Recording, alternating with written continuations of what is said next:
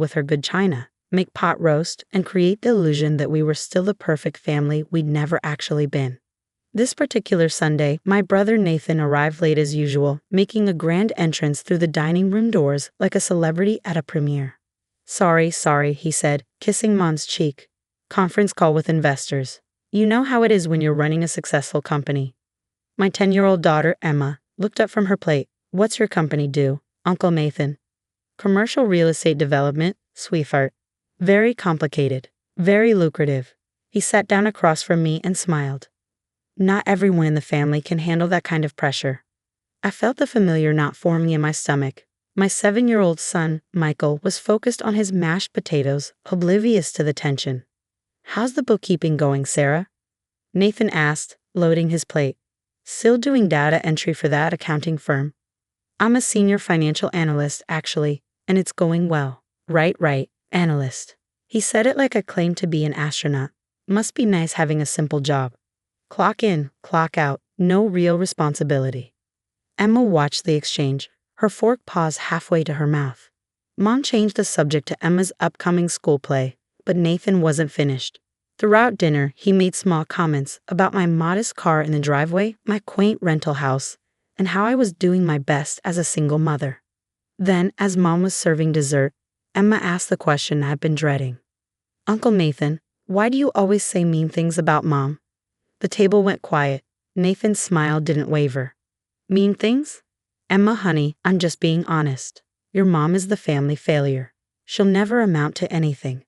Not like me, not like your grandfather was.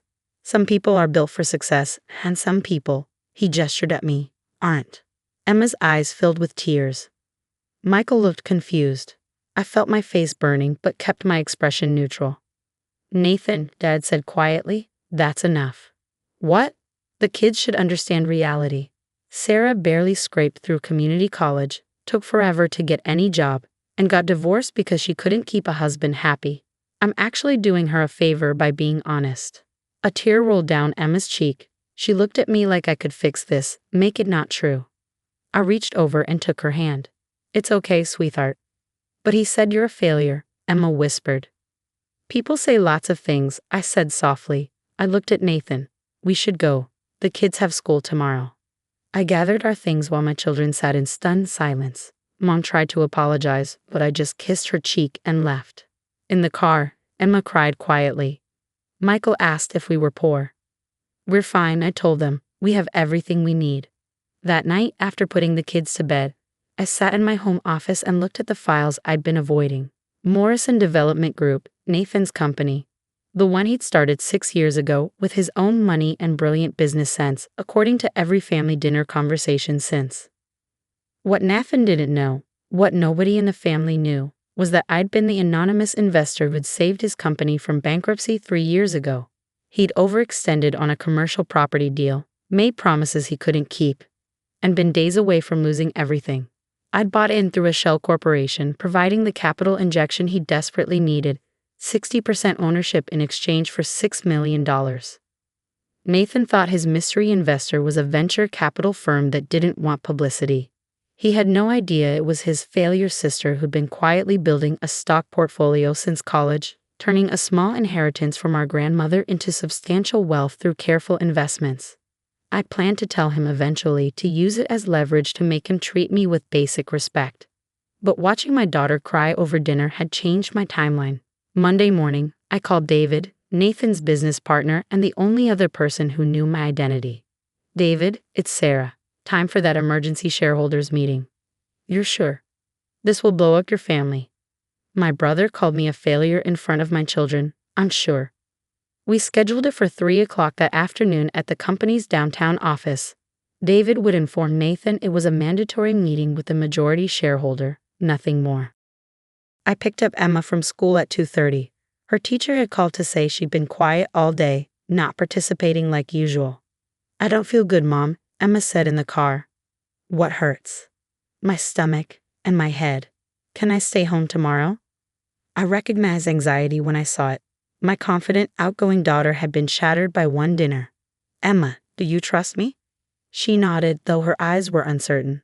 Then I need you to do something brave with me. Can you do that? 20 minutes later, I walked into Morrison Development Group's office with Emma's hand in mine.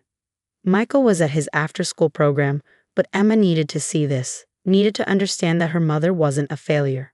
The receptionist looked surprised. "Can I help you?" "Sarah Morrison for the 3 o'clock shareholders meeting." "I'll let Mr. Morrison know his sister is here." "Actually, I'm not here as his sister." David emerged from the conference room. "Sarah, Emma, come on back." Nathan was already seated at the conference table, looking annoyed and checking his expensive watch. His expression shifted from confusion when he saw me to irritation when he noticed Emma. "What is this? Why is Sarah here? And why did you bring your kid to an office? This is completely unprofessional, David." "Sit down, Nathan." David's voice was firm. "The majority shareholder is here to discuss company direction." "Fine, but Sarah needs to wait outside. This is business." "I'm not waiting outside," I said quietly, guiding Emma to a chair. "I'm the person you're meeting with." Nathan laughed. "What are you talking about?" David placed a folder in front of Nathan. "Sarah Morrison is the majority shareholder of Morrison Development Group. She has owned 60% of this company for 3 years. The color drained from Nathan's face. "That's not possible. My investor is Cascade Capital Holdings, which is a subsidiary of Morrison Family Investments," David said, "which is wholly owned by your sister." I watched Nathan process this, watched him open the folder and see the documentation, the stock certificates, the corporate structure, my signature on everything. "You." He looked at me like I'd grown a second head. "You don't have $6 million. "I have considerably more than that," I said calmly. "I've been investing since I was 20 years old. Started with grandmother's inheritance, added savings from every job I've ever had, and reinvested every dividend. I educated myself on market analysis, studied financial statements, learned to identify undervalued assets. I have a portfolio worth approximately $14 million. Emma squeezed my hand. She didn't understand all the numbers, but she understood that something important was happening. "This is a joke," Nathan said. "Some kind of revenge for yesterday. Yesterday just moved up my timeline. I've been meaning to have this conversation for a while." I pulled out my own folder. "David, can you summarize the company's current financial position?" David opened his laptop. "We're profitable but overextended again. Nathan has committed to 3 new development projects without securing adequate financing. We need approximately $8 million in the next 60 days or we'll default on our construction loans." Nathan's jaw tightened. "I have investors interested. I'm handling it." "You have verbal commitments," David corrected. "Nothing in writing. Nothing binding." I looked at my brother. "Here's what's going to happen. I'm providing the $8 million. In exchange, I'm taking an active role in company operations." "Absolutely not. This is my company." "This is my company. I own 60%. You own 25%. David owns 15%. I've been a silent partner because I wanted you to succeed on your own merits. But you've made it clear you can't be trusted with unchecked authority. You can't do this." "I can, and I am. David will become CEO. You'll stay on as Director of Development, but all projects over $2 million require my approval." Nathan stood up. "I'll fight this. I'll sue. I'll tell everyone you stole my company." "With what money?" "Your mortgage to the hilt personally. Your house, your cars, everything is leveraged." I kept my voice even, "and I didn't steal anything. I saved your company when you were about to lose it. You've been operating on my money for 3 years. Why?" His voice cracked slightly. "Why would you do this?" "Because you're my brother. Because despite everything, I wanted you to succeed. I just didn't want you to know it came from the family failure." Emma had been watching silently. Now she spoke up. "My mom isn't a failure." Nathan looked at her, then at me. "You brought your kid to this to humiliate me." "I brought my daughter because she needed to see that words don't define reality. You told her I'd never amount to anything. I wanted her to see the truth." David cleared his throat.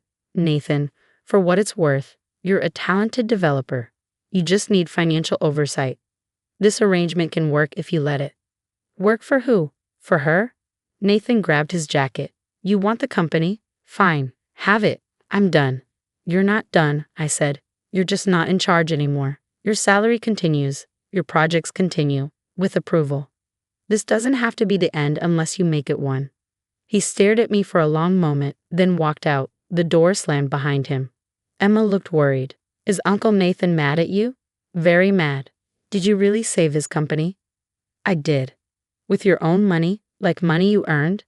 Money I earned and invested carefully over many years. She processed this. So you're not a failure? I pulled her close. No, baby, I'm not. And more importantly, failure isn't about money. It's about character, about showing up for the people you love, about working hard and being kind. David smiled. For what it's worth, Sarah, you've been one of the best investors I've ever worked with. Your financial analysis skills are exceptional. Thank you, David. What happens now? He asked. You run the company. I'll review major decisions and provide capital as needed. Nathan can participate or not. His choice. Over the next few weeks, the family learned the truth. Mom called, stunned.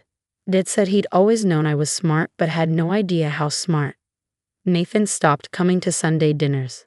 Emma asked questions about investing, about how I'd built my portfolio. I showed her the spreadsheets, explained compound interest, and taught her about research and patience. Can girls be good at money? She asked one evening.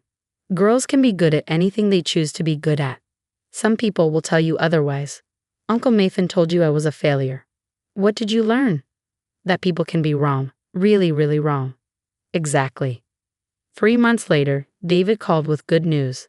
The projects were back on track. The financing was secured. Morrison Development Group was stable and growing. Nathan is asking to meet with you, David said. What does he want? I think he wants to apologize, or at least try to. I agreed to coffee at a neutral location. Nathan showed up looking tired. I've been an asshole, he said without preamble. Yes, you have. I didn't know. About the money, about your investments. I assumed that I was exactly what you told everyone I was, a failure. He nodded, looking miserable.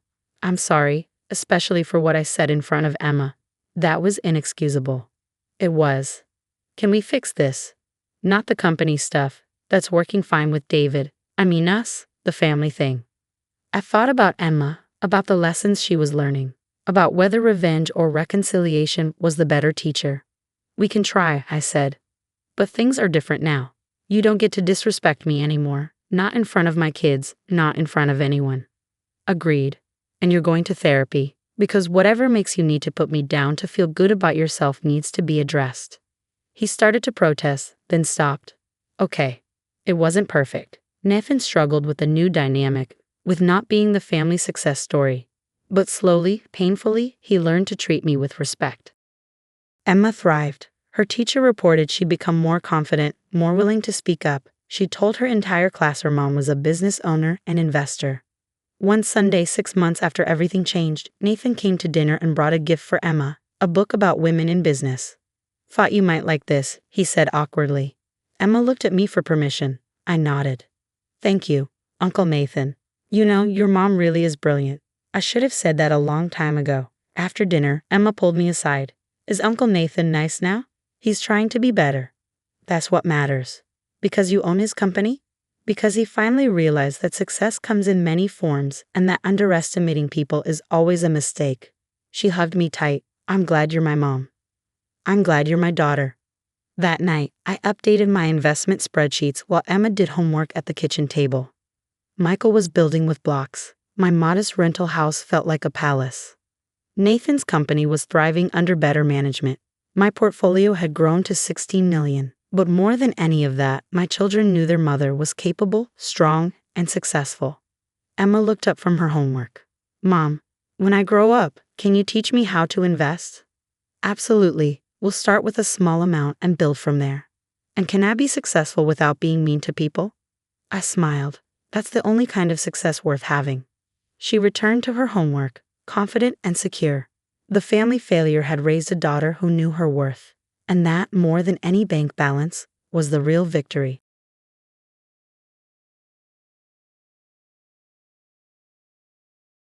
The invitation came via text. Annual summer pool party at the beach house. Saturday at 2 p.m. My kids were excited. Laylee, age 8, asked about her swimsuit. Owen, age 6, wanted to know about the diving board.